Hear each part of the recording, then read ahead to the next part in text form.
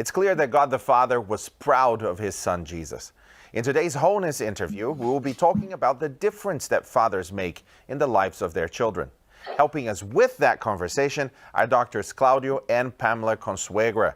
Dr. Claudio has degrees in theology and counseling psychology, including a Doctor of Ministry degree with an emphasis in family ministries. Dr. Pamela has degrees in education and a PhD in leadership from Andrews University. They have been happily married for 3.5 decades. They have raised 2 daughters, and together they serve as directors of family ministries for the North American division of Seventh-day Adventists. Doctors Consuegra, thank you for joining us at Hope at Home. Thank you so much, Pastor Sam. We're delighted to be with you today. Today we're going to talk about fathers. So mothers have traditionally been looked at as a nurturer, perhaps even the main provider of childcare in the home. Is this a false narrative that we need to debunk? Tell us your thoughts about that. Well, you see athletes when they score a touchdown or hit a home run, they don't say, for dad, they always say, Mom, hello, Mom. It's like dads are not non-existent in the life of the kids, but fathers actually play a very important role in the life of a child. And in fact, all you need to do today is look at media. Look at the message that media constantly tells us. Mothers are the softer caregivers, providers for their children, while dads have traditionally kind of been in the background when it comes to childcare. And that's a narrative that we need to change.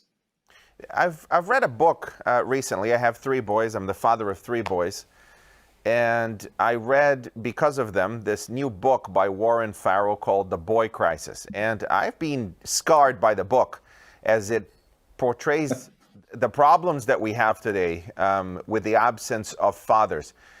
Do you find that data also to be true, that there is a problem with absentee fathers in the home? Absolutely. In fact, research today tells us that 1 in 4 children live in a home without a father. But I think one of the greater issues is the fathers that are living in home with their children and yet are still absent.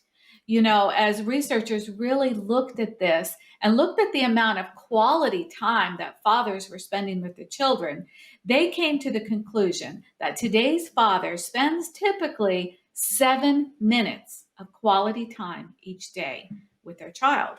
So even in cases where the fathers are present in the home, we actually find that in most cases they're absent from the day-to-day life of their child. And that's because they may be sitting next to each other, but they're just watching a football game, which is good. It's good entertainment, but they're not really talking or doing things with their hands or even playing the game themselves. They're just simply using the same space together as opposed to sharing their life with their kids. Right. So we find ourselves in 2 situations: the fathers that are physically absent from the home, and the fathers that are physically present but yet absent when it comes to quality time with their children.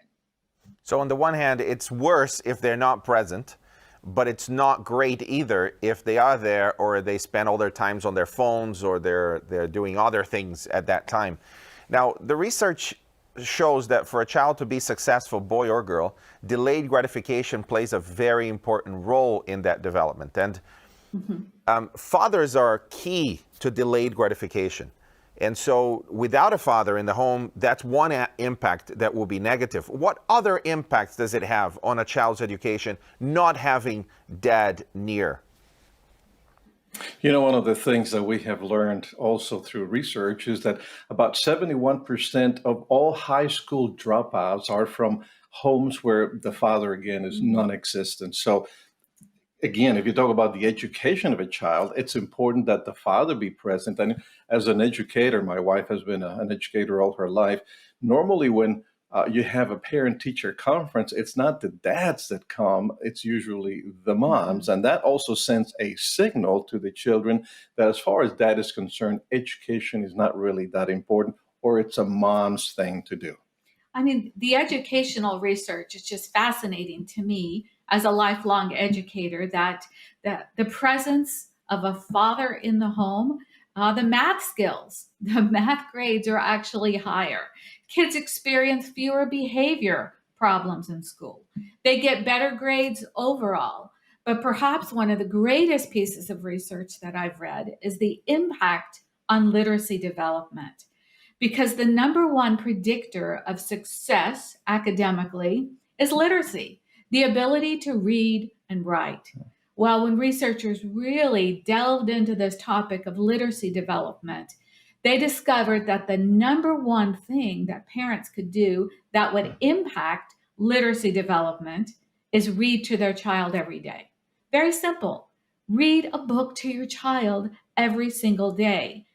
And the interesting thing is, they discovered that there was something about the male voice reading to the child every day that caused this literacy development to go off the charts. So, if we could really get dads involved in simple things each day, like reading to their children every day, we would see a huge impact in positive ways for the educational development in children.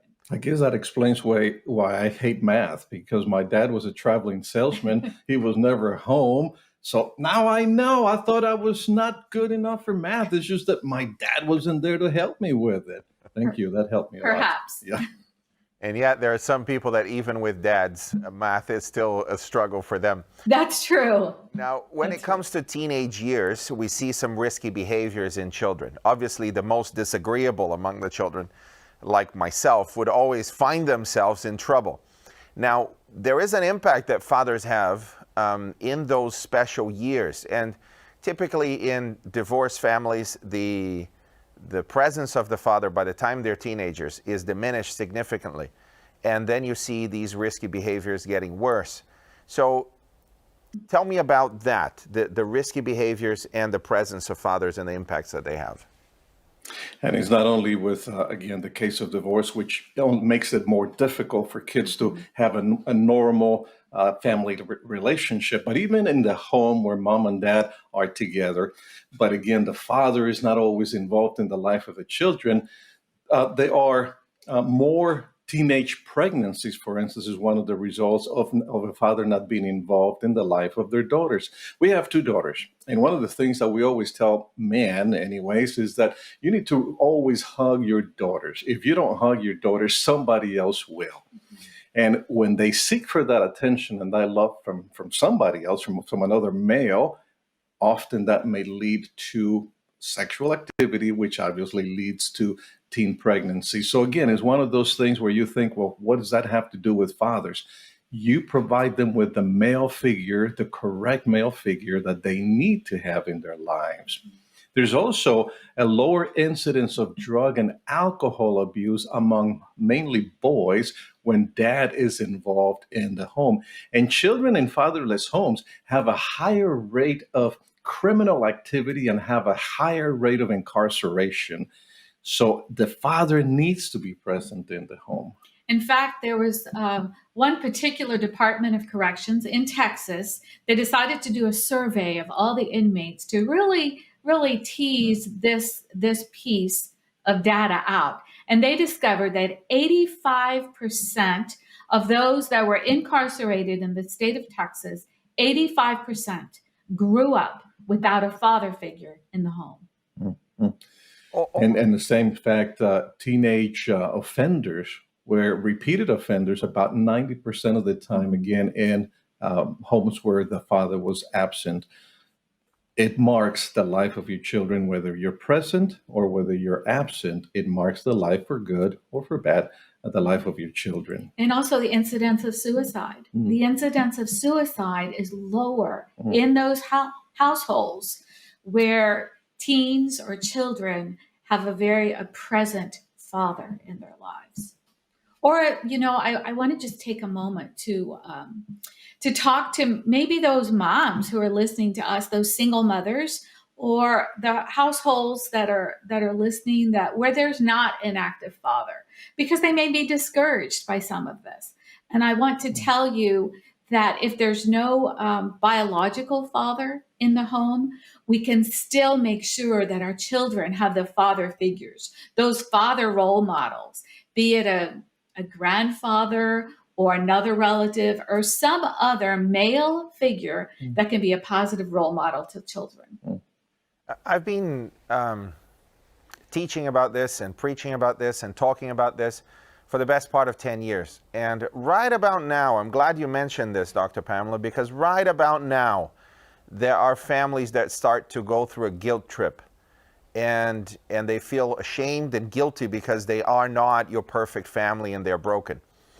And there are two ways in which we can approach this. One way is to say that everything is the same, it's all fine, and it makes no difference having your, let's say, traditional family structure and having a broken family structure.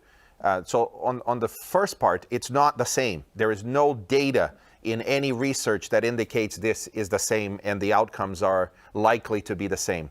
On the other hand, the Bible is full of stories of imperfections and brokenness that God restored and makes something great out of. There are many leaders today that came from single parent families who did incredibly well, and despite all of the different issues that they had, despite all of the bad statistics, they prevailed through a lot of struggle and prayer and God's blessings. So there is this scenario, and in our society, we talk a lot about other issues. Take former President Barack Obama, for example, when he mentioned that among black families, the absentee fathers are probably the most influential part of the brokenness that comes later on in incarceration. I think he was talking about specifically. So there are many issues that go back to this lack of fatherhood, this lack of parents. And these boys that grow up without fathers, they become fathers themselves, therefore possibly making it worse. But it doesn't have to be this way. It is also possible to break that cycle.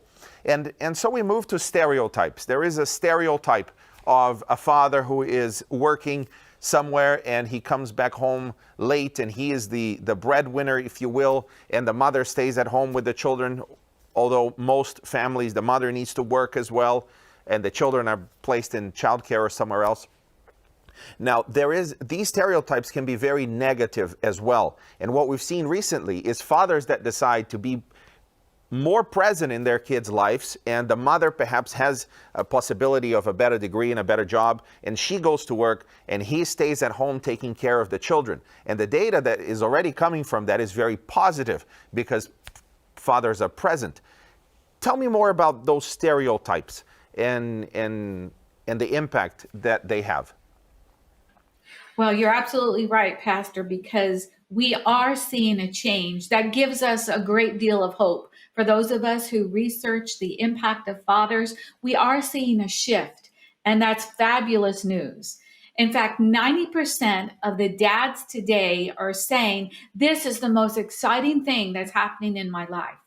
Being a dad really gives me a lot of joy. We were watching a show just the other day based on the post-World War II England. And among the things that were happening, of course, it was ladies that were pregnant and giving birth. And the traditional role at that time was the woman would go in and give birth while the father would wait outside.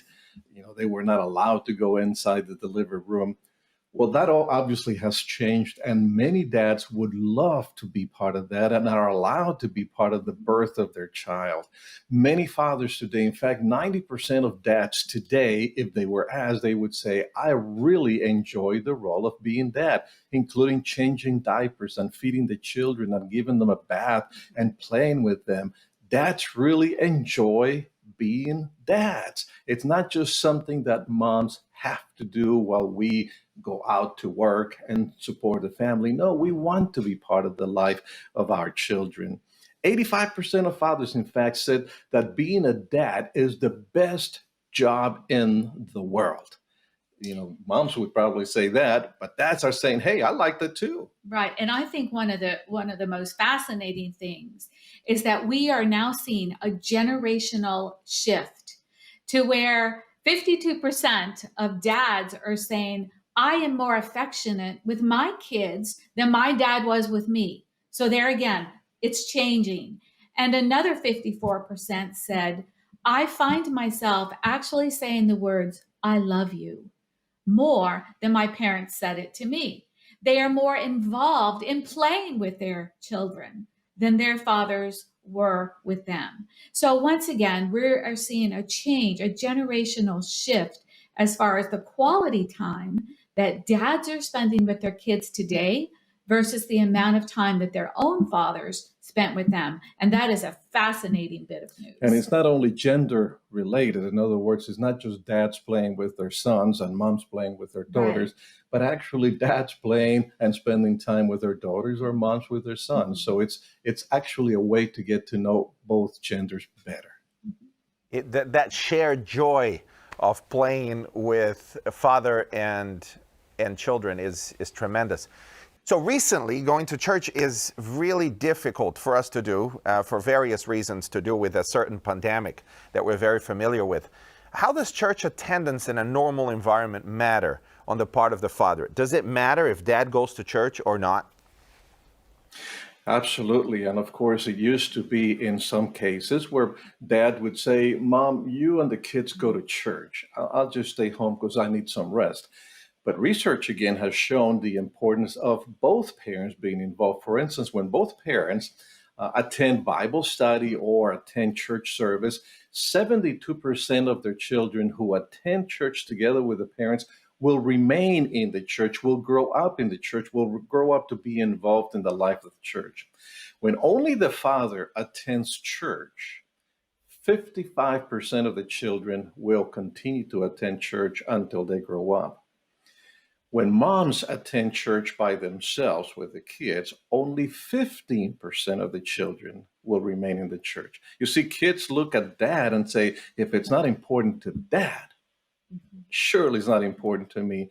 And when neither parent attends church, they just take the kids and drop them off, or grandma and grandpa are the ones that take them because mom and dad don't want to go. Only 6% of the children will grow up to be active part of the life of the church. So it's important that both parents take their children and go to church with their children.